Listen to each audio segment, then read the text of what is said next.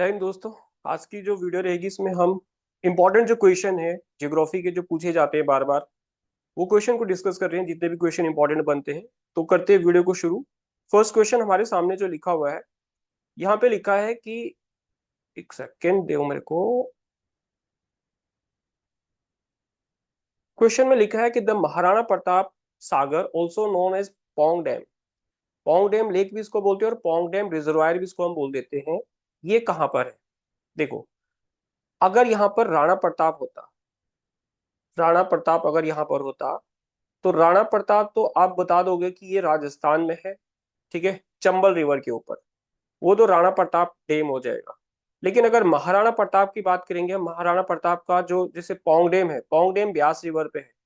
तो ब्यास जो रिवर होती है, उस ये जब रिवर ये एंटर करती है मंडी से, जब ये कांगड़ा में एंटर करती है तो कांगड़ा में इस पे एक डैम बनाया गया जिसको हम पोंग डैम बोल देते हैं।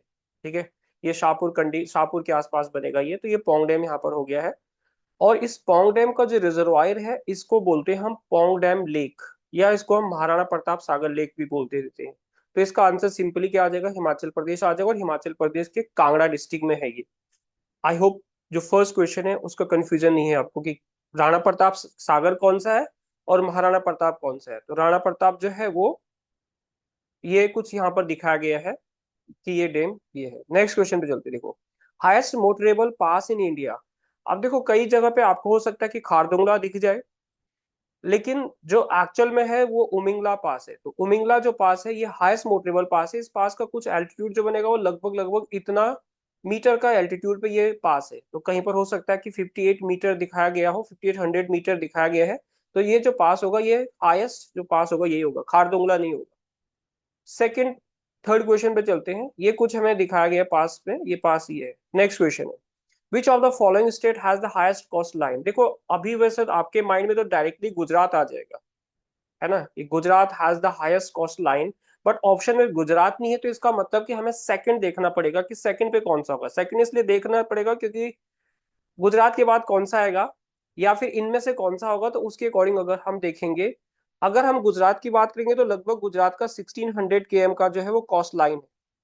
आउट ऑफ टोटल की जो इंडिया की कोस्ट लाइन है वो लगभग लगभग 75 16 पॉइंट समथिंग आप इसको बोल सकते हो। तो इतने केएम की मैं इसको अप्रोक्स बता देता हूँ कि इतने केएम की इंडिया की जो कोस्ट लाइन है वो इतनी है।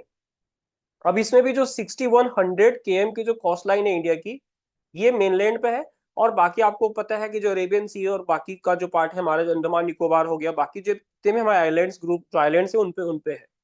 और टोटल जो इंडिया की जो अगर हम बात करेंगे मेनलैंड जो बाउंड्री की, तो लगभग लगभग आपने सुना कि 15,200 किलोमीटर की बाउंड्री है इंडिया की, है ना। तो आप इसको 15,200 किलोमीटर की जो बाउंड्री है इंडिया की वो लगभग इतनी है, 15,200 km की।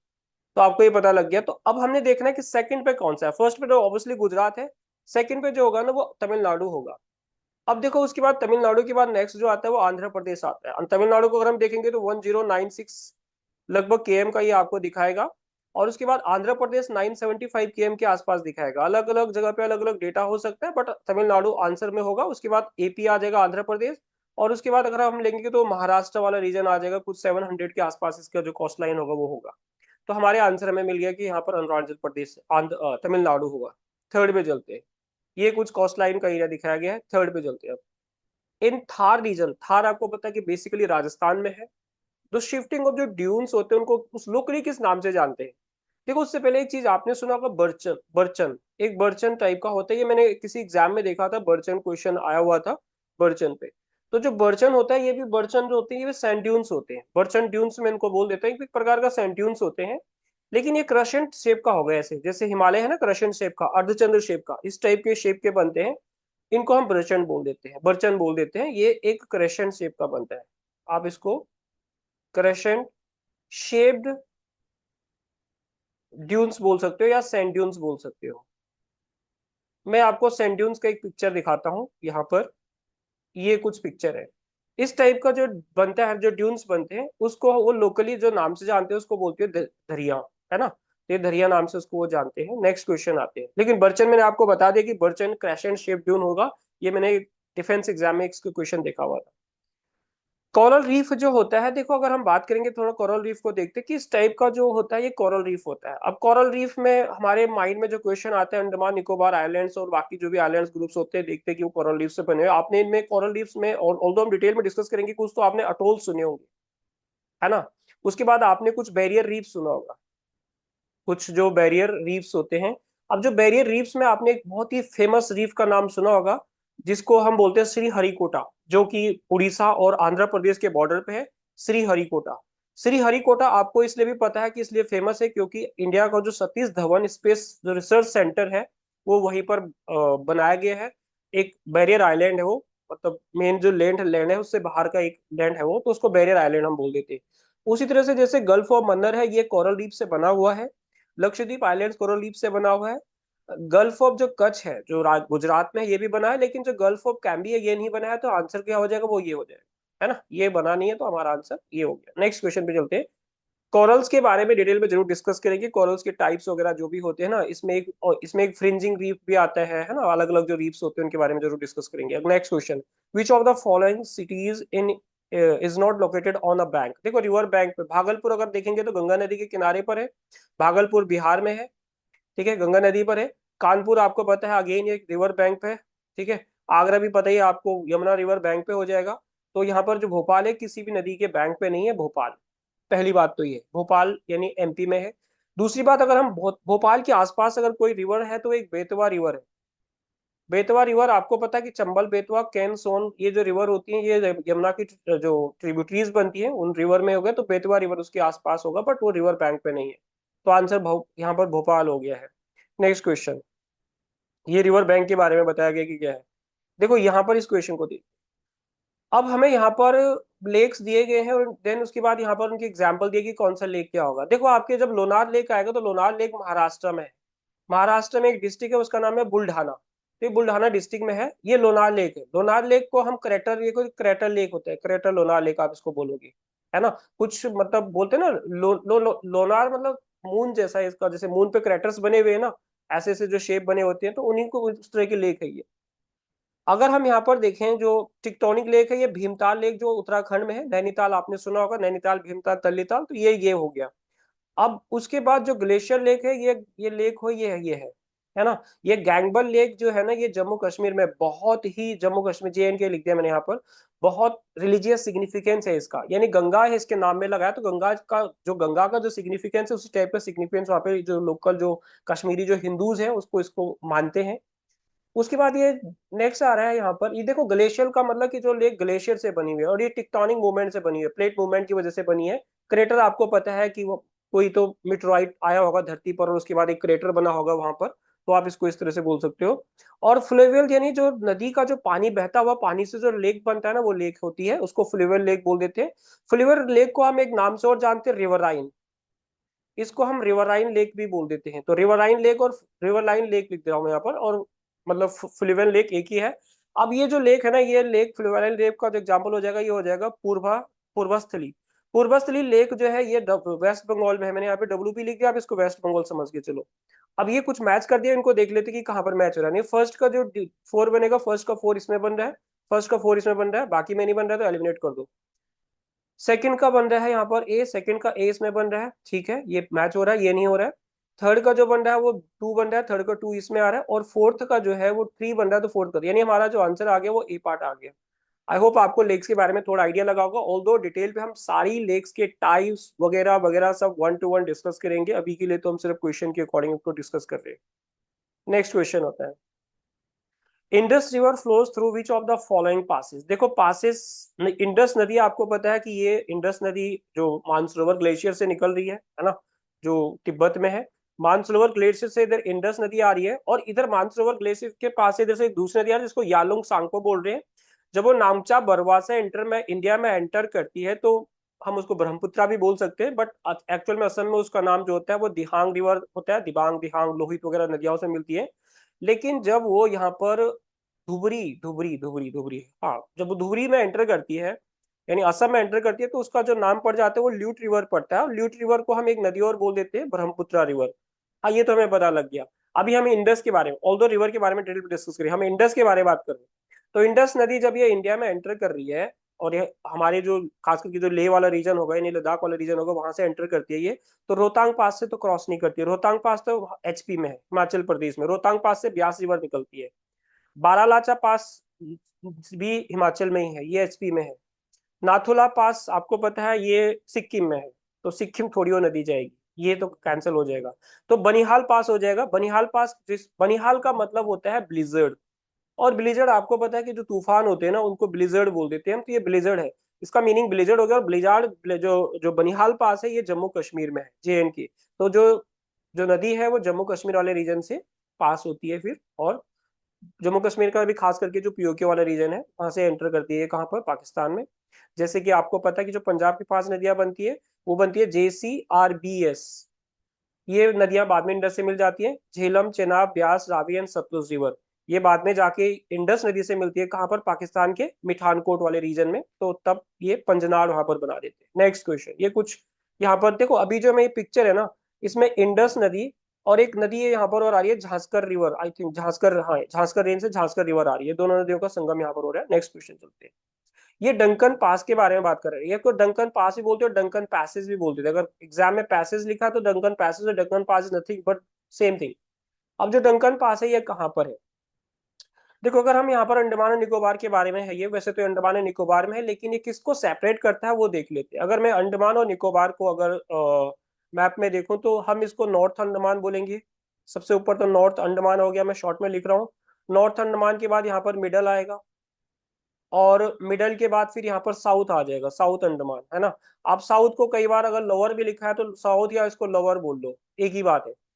उसके बाद यहाँ पर जो जो नेक्स्ट जो पार्ट आएगा इसमें उसको हम क्या बोलेंगे, लिटिल अंडमान, है ना। यहाँ पर ये लिटिल आ गया, लिटिल अंडमान, पता लगा। उससे पहले यहाँ पर जो लिटिल अंडमान और जो साउथ अंडमान है, यहाँ पर एक आएगा पोर्ट ब्लेयर। तो जो ये पोर्ट ब्लेयर है ये इनकी कैपिटल भी है, कैपिटल सिटी है पोर्ट ब्लेयर, ये कैपिटल हो जाएगा अंडमान एंड निकोबार का।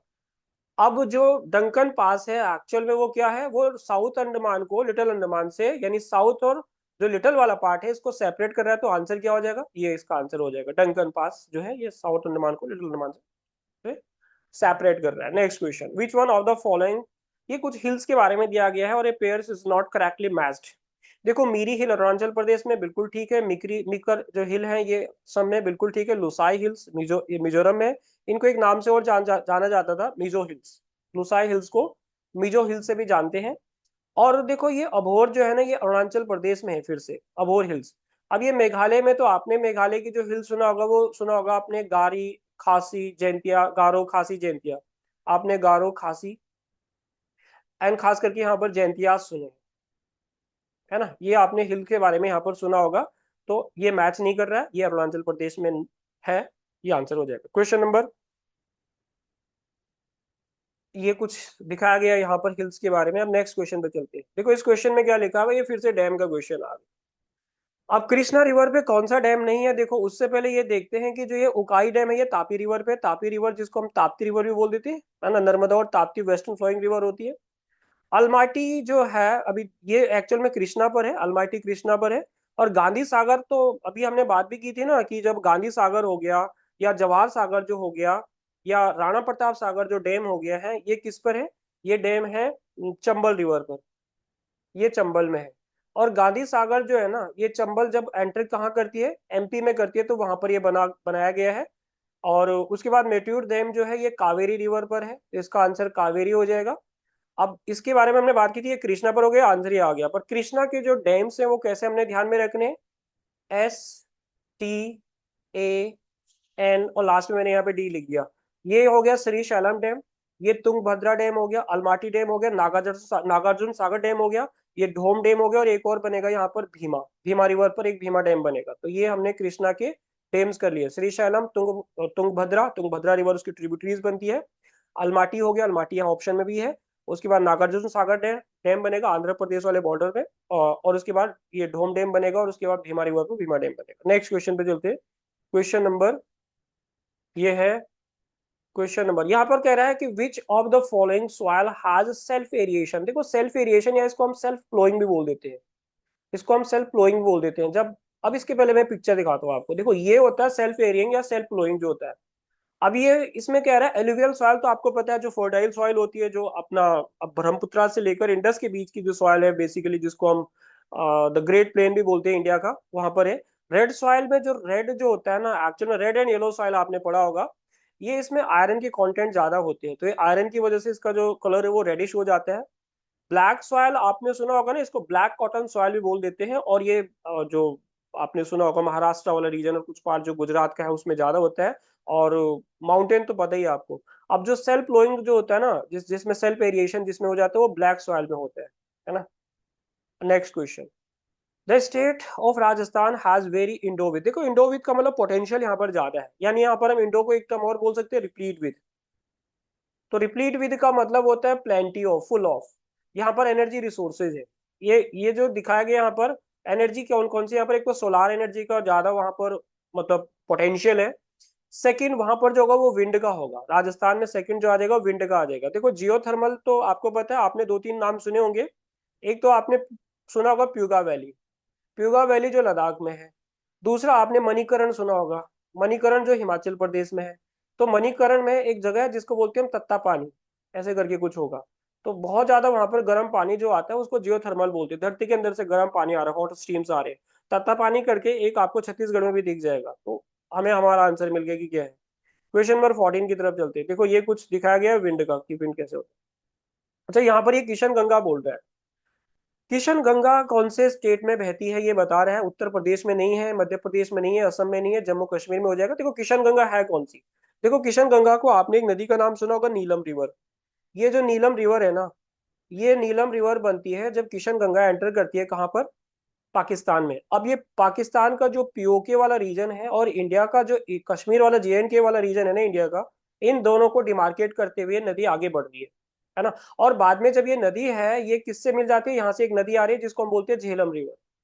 तो ये झेलम से मिलती है, झेलम रिवर से बाद में यहाँ पर मिल जाती है। और यहाँ पर किशन गंगा हाइड्रो प्रोजेक्ट भी एक बनाया गया है। क्वेश्चन मैंने देखा था इंडिया के एग्जाम में, तो वो किशन गंगा हाइड्रो प्रोजेक्ट इस नीलम रिवर पर ही है। नीलम उसका नाम पड़ जाता है कहाँ पर, जब वो एंटर करती है पीओके में, अदरवाइज उसका नाम इंडिया में क्या है, किशन गंगा रिवर है।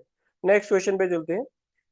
विच, पहले इसका देखते हैं क्या बनाया यहाँ पर। अच्छा ये कुछ हिल्स दिख रहे हैं। Which of the following mountains is not part of Eastern Ghat. देखो ईस्टर्न घाट आपको पता है कि इंडिया का ये वाला पार्ट जो होगा, ये पूरा पार्ट ईस्टर्न घाट हो गया यहाँ पर। ये इसको हम इधर लेके चलेंगे, ये ईस्टर्न घाट हो गया, ये वेस्टर्न घाट हो गया। और ये दोनों को जहां पर ये मिल रहे हैं, ये जगह है नीलगिरी। ये नीलगिरी में मिल रहे हैं। नीलगिरी हिल्स आपको पता है कि जो नीलगिरी है, ये तीन स्टेट्स में इंडिया की, कौन कौन से तीन स्टेट में नीलगिरी। नीलगिरी हिल्स सबसे पहले तो कर्नाटका में, मैं के लिख देता हूँ। उसके बाद ये तमिलनाडु में है, मैं टीएन कर देता हूँ। देन उसके बाद ये केएल लिख दिया हूँ मैं, तो केएल मतलब केरला में है ये। तो ये नीलगिरी हिल्स के बारे में बात है, ये यहाँ पर मिलते हैं एक्चुअल में। अब ये ईस्टर्न घाट, जो ईस्टर्न घाट है उसमें कौन सी हिल है, देखो जो जावेदी हिल्स है ये तमिलनाडु में है, ये है बिल्कुल। शेवरॉय हिल्स भी तमिलनाडु में है, शेवरॉय हिल्स बिल्कुल ये भी ईस्टर्न घाट का ही पार्ट बनते हैं। नल्लामला हिल्स ये आंध्र प्रदेश और कुछ हम बोल सकते हैं तेलंगाना, आंध्र प्रदेश में है ये, ईपी में हम इसको लिख सकते हैं यहाँ पर। और जो ये अनामलाई हिल्स है, ये ईस्टर्न नहीं, ये वेस्टर्न घाट का पार्ट बनते हैं। तो हम इसको मैं वीजी लिख देता हूँ, तो ये वेस्टर्न घाट हो गया। तो हमारा आंसर क्या बन जाएगा, वो ये बन जाएगा। ठीक है, क्वेश्चन नंबर 15 का आपको आंसर पता लग गया कि क्या है। जावेडी हिल्स हमें पता लग गया कहाँ पर है वो, कहाँ पर है वो, कहाँ पर है। अनामलाई हिल्स को हम एक नाम से और जानते हैं, इसको एलिफेंट माउंटेन भी बोल देते हैं। ये एलिफेंट शेप के दिखते हैं, लोकली इसका नाम ये एलिफेंट माउंटेन में एम्प्टी कर दिया, एलिफेंट माउंटेन से भी जाना जाता है। इसकी एक हाईएस्ट पीक जो बनेगी ना, उसको हम अनामुड़ी बोलेंगे। तो यहाँ पर एक अनामुड़ी आएगा। अनामुड़ी की जो हाइट रहेगी लगभग लगभग वो 2695 मीटर की रहेगी। केएम नहीं है, ये मीटर की है लगभग। ये हमने देख लिया। तो हाईएस्ट जो अनामलाई हिल्स का को हम एक एलिफेंट हिल के नाम से भी जानते हैं, और उसकी जो हाईएस्ट पीक बनेगी वो बनेगी अनामुड़ी। नेक्स्ट क्वेश्चन पे चलते हैं। Which of the following hill ranges dominated by the Doddabetta peak, यानी डोडा बेटा पीक कहाँ पर है। तो देखो अब डोडा बेटा जो होगा ये यहाँ पर सिंपल सी बात है, नीलगिरी में आ जाएगा, है ना। नीलगिरी में आ गया, न मलाई में नहीं का, कार्डमम तो केरला में है। और ये नल्ला मल्ला भी हमने बात की थी, तो ये इसका नीलगिरी आंसर आ जाएगा। क्वेश्चन नंबर 17, ये देख लो पिक्चर, पिक्चर फिर से देख लो। देखो अब ये साइलेंट वैली की बात कर रहा है, तो ये सीडीएस के एग्जाम में पूछा गया था ये साइलेंट वैली वाला। तो साइलेंट वैली केरला में है। एक वैली की और बात कर लेते हैं। आपने वैली ऑफ फ्लावर्स सुना होगा, वैली ऑफ फ्लावर्स। तो वैली ऑफ फ्लावर्स कहाँ पर है, वैली ऑफ फ्लावर्स है उत्तराखंड में, मैं यूके लिख देता हूँ, उत्तराखंड, उत्तराखंड के चमोली डिस्ट्रिक्ट में, उत्तराखंड में टोटल 13 डिस्ट्रिक्ट है, उन 13 में से एक डिस्ट्रिक्ट है चमोली, तो चमोली में है। नेक्स्ट आता है, which are the following factors responsible for rainfall of eastern slopes of Western Ghat, यानी ये वेस्टर्न घाट है, इसके जो वेस्टर्न घाट का जो ईस्टर्न वाला पार्ट है, ईस्टर्न स्लोप में बारिश किस वजह से होती है। ऑप्शन में दिखा है कि द स्टेट वेस्ट कोस्ट से होती है, लैक ऑफ विंटर डिप्रेशन से होती है, देयर लीवर्ड लोकेशन से होती है, और हाइट ऑफ द घाट से होती है। मोस्टली लोग तो हाइट ऑफ द घाट्स लगा देंगे, लेकिन आपने एक बारिश का नाम सुना होगा, 3 टाइप्स ऑफ रेन्स होती है, तो उसमें एक आपने ओरोग्राफिक रेन सुना होगा, खास करके जो हिमालयन रीजन में होती है ओरोग्राफिक रेनफॉल होती है। तो जब ओरोग्राफिक रेनफॉल में क्या होता है, ये माउंटेन पार्ट है ना, अगर ये विंड यहाँ से ऊपर जाएगी तो इस वाले पार्ट को तो बोलेंगे हम विंडवर्ड, ये तो हो जाएगा विंडवर्ड एरिया, है ना। और उसका जो दूसरा वाला पार्ट होगा दूसरे साइड, उसको बोलते हैं हम लीवर्ड एरिया, तो ये लीवर्ड हो गया, है ना। तो विंडवर्ड हो गया जिधर से हवा चल रही है, और लीवर्ड हो गया जिधर वो दूसरी साइड हो गया। तो एक्चुअल में इनके जो बारिश जो यहाँ पर होती है वो लीवर्ड से ही होती है, एक्चुअल में लीवर्ड से यहाँ पर जो ईस्टर्न स्लोप होता है, यहाँ पर ईस्टर्न स्लोप ऑफ जो वेस्टर्न घाट है वो लीवर्ड लोकेशन की वजह से यहाँ पर बारिश होती है। विंडवर्ड और लीवर्ड मैंने आपको बता दिया क्या होता है। क्वेश्चन नंबर 19 पे चलते हैं, ये कुछ दिखाया गया है यहाँ पे। 19 को थोड़ा डिस्कस कर लेते हैं। देखो 19 में क्या आ रहा है, डिस्टेंस बिटवीन ईस्टर, यानी ईस्ट से लेकर वेस्ट की डिस्टेंस, मतलब ये यहां से लेकर यहां तक की डिस्टेंस ये हमें पूछ रहा है। उससे पहले इंडिया के बारे में थोड़ा और फैक्ट जानते हैं। इंडिया की जो टोटल जो एरिया है वो 3.28 मिलियन स्क्वायर किलोमीटर का है, ये इंडिया का मैंने साइज बता दिया है, और ये वर्ल्ड के साइज का 2.4% बनता है, इतना हमें पता लगा। और इंडिया एरिया वाइज वर्ल्ड का 7th रैंक पे है, इंडिया की जो रैंक है वो 7th है। पॉपुलेशन में तो सुना है कि फर्स्ट पे आ गया, चाइना को भी हमने पीछे कर दिया। ठीक है, पहली बात तो ये है। दूसरा जो फैक्ट हमने यहाँ पर जो देखना है इंडिया का, वो देखना है कि जो इंडिया का जो लैटिट्यूडनल जो डिस्टेंस है, उनको भी डिस्कस करेंगे डिटेल में, मैं वैसे शॉर्ट बता रहा हूँ अभी। जो लैटिट्यूड जो डिस्टेंस है इंडिया का, आपने सुना होगा कि 8 डिग्री 4 मिनट नॉर्थ से लेकर ये कुछ आपने 37 डिग्री 6 मिनट नॉर्थ पे देखा कि ये इंडिया की है, उसको भी मैं मैप में लोकेट भी करूंगा। और अगर मैं इसके लॉन्गिट्यूड की बात करूं, तो जो लॉन्गिट्यूडनल जो डिस्टेंस बनेगा, लॉन्गिट्यूड जो बनेगा, ये कुछ आपने सुना होगा कि 68 डिग्री और यहाँ पर 7 मिनट ईस्ट से लेकर ये है 97 डिग्री 25 मिनट ईस्ट पे है ये कुछ इंडिया की हमने लॉन्गिट्यूड और लैटिट्यूडनल डिस्टेंस देख ली है। अब डिग्री का मतलब हो रहा है कि अगर मैं इंडिया को देखो, यहां से मुझे देखना पड़ेगा, ये पार्ट से लेकर मुझे यहाँ तक देखना पड़ेगा, यहाँ पर आएगा एक इंदिरा कॉल, ये तो इंदिरा पॉइंट बनेगा, यहाँ पर एक इंदिरा कॉल बनेगा ये। और ये जो हम अरुणाचल प्रदेश से लेकर जो गुजरात का ये एक्सट्रीम पॉइंट देख रहे हैं ना, इसको देख रहे हैं हम, ये इस बीच में इंडिया है, हमारा ये वर्ल्ड है। तो वर्ल्ड में अगर हम ट्रॉपिक ऑफ कैंसर को देखेंगे, तो इंडिया के बिल्कुल यहाँ से ट्रॉपिक ऑफ कैंसर 2 पार्ट्स में इंडिया को डिवाइड कर रहा है, और इंडिया के 8 स्टेट से होकर ट्रॉपिक ऑफ कैंसर जा रहा है। तो ट्रॉपिक ऑफ कैंसर के ऊपर, ट्रॉपिक ऑफ कैंसर यहाँ पर है 23.5 डिग्री पे है, ऑल्दो ये डिटेल में डिस्कस करेंगे। 23.5 डिग्री पे ट्रॉपिक ऑफ कैंसर है, 0 डिग्री पे क्या है, यहाँ पर इक्वेटर है। तो यानी इंडिया जो लाई करता है वो कुछ इस ट्रॉपिक ऑफ कैंसर के इस रीजन में करता है। अब यहाँ पर अगर हम डिग्री देखेंगे तो 0 डिग्री तो नीचे आ जाएगा ना, 0 डिग्री 1 2 3 4 ऐसे आता रहेगा ये, तो ये डिग्री ऐसे जाती रहेंगी। और ईस्टर्न और वेस्टर्न हम देखें, ये टोटल जो बात है ना, ये डिटेल में हम डिस्कस करेंगे, अभी तो इसमें तो एक क्लास होगी पूरी प्रॉपर। अच्छा, अब हम ईस्ट से लेकर जो वेस्ट तक की जो डिस्टेंस देख रहे हैं इंडिया का, उससे पहले अगर हम ये वाली डिस्टेंस देखें, तो अपने कश्मीर से लेकर कन्याकुमारी तक जो डिस्टेंस सुनी होगी, वो कुछ होती है 3214 km की। अब जो ये वाली डिस्टेंस बनेगी ये 2933 km की बनेगी। तो इसका जो आंसर हो जाएगा ना 19 का, वो बी हो जाएगा। ये ये है इंडिया का ईस्ट से वेस्ट जो पार्ट होगा, ये पार्ट हो जाएगा। आई होप आपको थोड़ा बहुत आइडिया पता लगा है कि क्या क्या है इंडिया के बारे में। बाकी हमने इसके नेबरिंग कंट्रीज और वगैरह वगैरह बाकी करने, वो बचपन एमबीए उसमें ध्यान रखिए। How many biosphere reserve are India, तो there are 18 biosphere reserve in India. इनके बारे में डिटेल में वन बाय वन बात करेंगे कि कौन कौन से कहाँ कहाँ पर है। तो दोस्तों आज की वीडियो के लिए इतना ही रहेगा। आई होप आपको ये वीडियो पसंद आई है, तो अगर आई है तो आप लाइक शेयर एंड सब्सक्राइब जरूर कर सकते हो। मिलते हैं फिर अगली वीडियो में, तब तक के लिए बाय दोस्तों, एंड जय हिंद।